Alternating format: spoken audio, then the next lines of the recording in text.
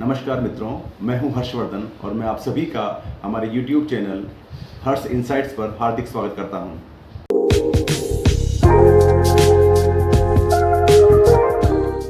आज हम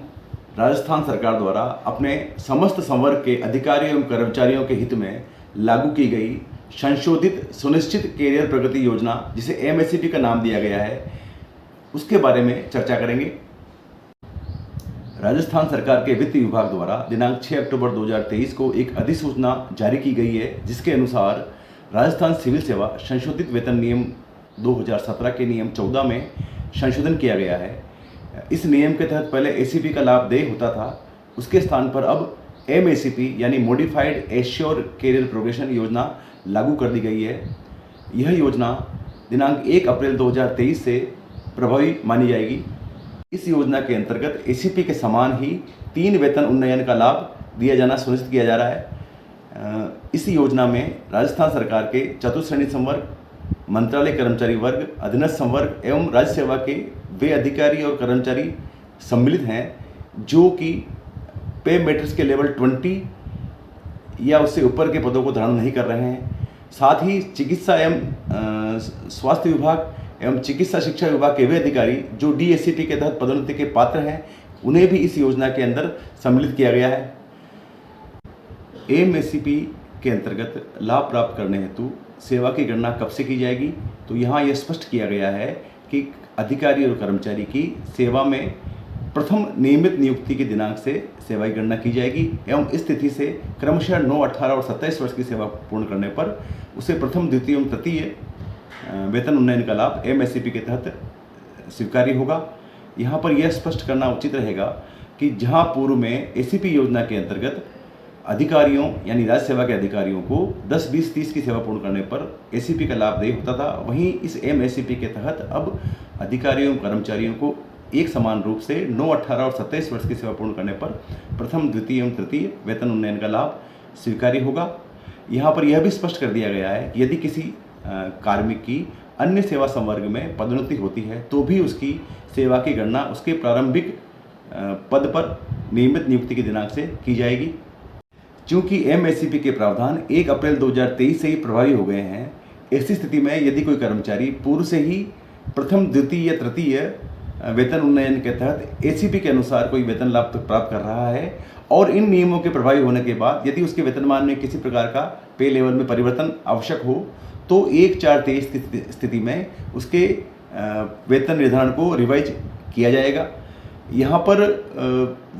वेतन को रिवाइज करने के लिए यह स्पष्ट कर दिया गया है कि वर्तमान पे लेवल पर जिस सेल पर वो वेतन प्राप्त कर रहा है उसके समान सेल यदि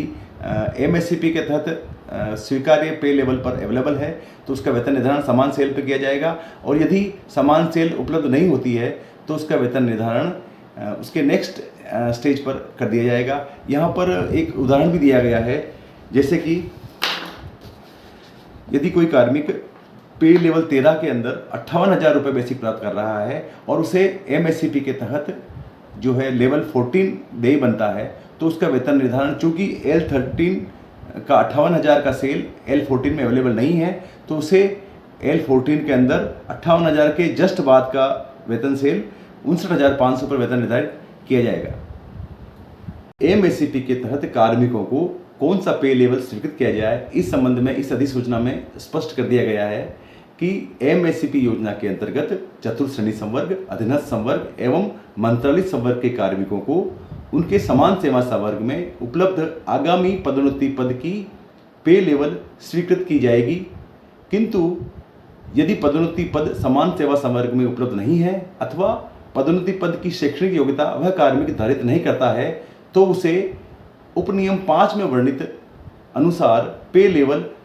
MACP के तहत स्वीकृत किया जाएगा। इसे हम एक उदाहरण से अच्छी तरह समझ सकते हैं कि एक कनिष्ठ अभियंता जो कि अधीनस्थ संवर्ग का कार्मिक है एवं पे लेवल 10 में वेतन आहरित करता है, उसका प्रथम पदोन्नति पद ही राज्य सेवा का सहायक अभियंता का पद है, जिसका पे लेवल 14 है। यदि एक कनिष्ठ अभियंता को प्रथम MACP स्वीकृत किया जाना है, तो चूंकि उसका पदोन्नति पद समान संवर्ग में उपलब्ध नहीं है, ऐसी स्थिति में उसे पदोन्नति पद सहायक अभियंता का पे लेवल 14 के स्थान पर उपनियम 5 में वर्णित पे लेवल 12 स्वीकृत किया जाएगा। एकल पद पर कार्यरत कार्मिक यथा वाहन चालक जिनके की पदोन्नति के पद उपलब्ध नहीं हैं, ऐसे कार्मिकों को भी उपनियम 5 में वर्णित टेबल अनुसार पे लेवल स्वीकृत किया जाएगा। यदि किसी कार्मिक के पदोन्नति पद का पे लेवल जिस पद को वह धारण कर रहा है उस पद के पे लेवल से 3 स्तर से अधिक ऊपर का है, तो ऐसी स्थिति में उसे MSCP के दौरान पदोन्नति पद का वेतनमान या पे लेवल स्वीकृत नहीं किया जाकर उसे ठीक उच्चतर तीसरा पे लेवल स्वीकृत किया जाएगा। इस अधिनियम के तहत ACP की देयता पे मैट्रिक्स के लेवल 20 तक ही रेस्ट्रिक्ट कर दी गई है। MSCP की स्वीकृति के दौरान वेतन निर्धारण किस प्रकार किया जाएगा, इसके क्रम में इस अधिसूचना में स्पष्ट किया गया है कि MSCP की देयता की तिथि को कार्मिक जिस पे लेवल में जो वेतन प्राप्त कर रहा है उसमें एक वेतन वृद्धि जोड़ दी जाएगी और जो वेतन प्राप्त होगा उसे MSCP स्वीकार्यता वाले पे लेवल में नेक्स्ट स्टेज पर फिक्स किया जाएगा। यह कुछ ऐसा ही होगा जैसा RSR सेवा नियम 26A में वर्णित है। साथ में इस वेतन निर्धारण के उपरांत वेतन वृद्धि तिथि चेंज नहीं की जाएगी। असाधारण अवकाश जो चाहे मेडिकल ग्राउंड पर हो या बिना मेडिकल ग्राउंड पर यदि लिया गया है तो वह अवधि MSCP के लिए गणना योग्य होगी, किंतु यदि प्रोबेशन पीरियड के अंदर असाधारण अवकाश की स्वीकृति के कारण यदि प्रोबेशन पीरियड को आगे बढ़ाया गया है तो वह अवधि MSCP के लिए गणना योग्य नहीं होगी। MSCP की स्वीकृति नियुक्ति अधिकारी कर सकेंगे, जैसा कि ACP और चयनित वेतनमानों के नियमों में भी की जाती रही है। यदि कोई कार्मिक पूर्व से ही ACP योजना के अंतर्गत वेतन उन्नयन का लाभ प्राप्त कर चुके हैं और वो चाहते हैं कि उन्हें MSCP योजना का लाभ न मिले, यह उनके लिए लाभप्रद नहीं है, ऐसी स्थिति में उन्हें 3 माह के अंदर अपना विकल्प पत्र प्रस्तुत करना होगा और एक बार दिया गया विकल्प अंतिम होगा। MSCP की स्वीकृति के समय कार्मिक से पूर्व की भांति संतान संबंधी घोषणा पत्र भी यथावत प्राप्त किया जाना है एवं इस बात की पुष्टि की जानी है कि कार्मिक के 1 जून 2002 और उसके पश्चात संतानों की संख्या में 2 के पश्चात कोई वृद्धि तो नहीं हुई है। यदि ऐसी वृद्धि होनी पाई जाती है तो कार्मिक को MSCP का लाभ 3 वर्ष पश्चात अनुज्ञेय होगा। साथ ही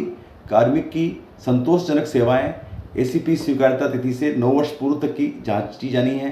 जिसमें उसका सेवा अभिलेख संतोषप्रद होना चाहिए। साथ ही उसके PAR की भी जांच की जानी आवश्यक है। यदि किसी कार्मिक के विरुद्ध CCA नियमों के तहत कोई दंडादेश जारी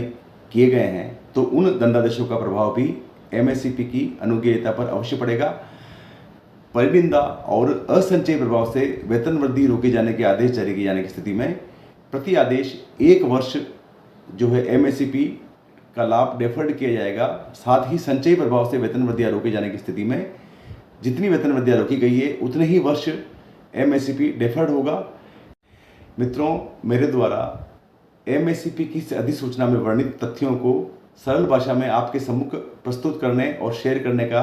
जो प्रयास किया गया है, हो सकता है इसमें कोई त्रुटि रह गई हो तो आप अधिसूचना में अंकित तथ्यों को ही अधिगत माने और मुझे किसी भी प्रकार की त्रुटि के लिए कृपया क्षमा कर देवें। साथियों, आपको मेरा ये वीडियो कैसा लगा, कृपया अपने विचार मुझे कमेंट बॉक्स के माध्यम से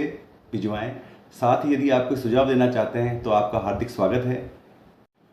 कृपया मेरा YouTube चैनल हर्ष इनसाइट्स को अवश्य ही सब्सक्राइब कर लें ताकि मेरे द्वारा अपलोड किए जाने वाले वीडियो सबसे पहले आप तक पहुंच सके।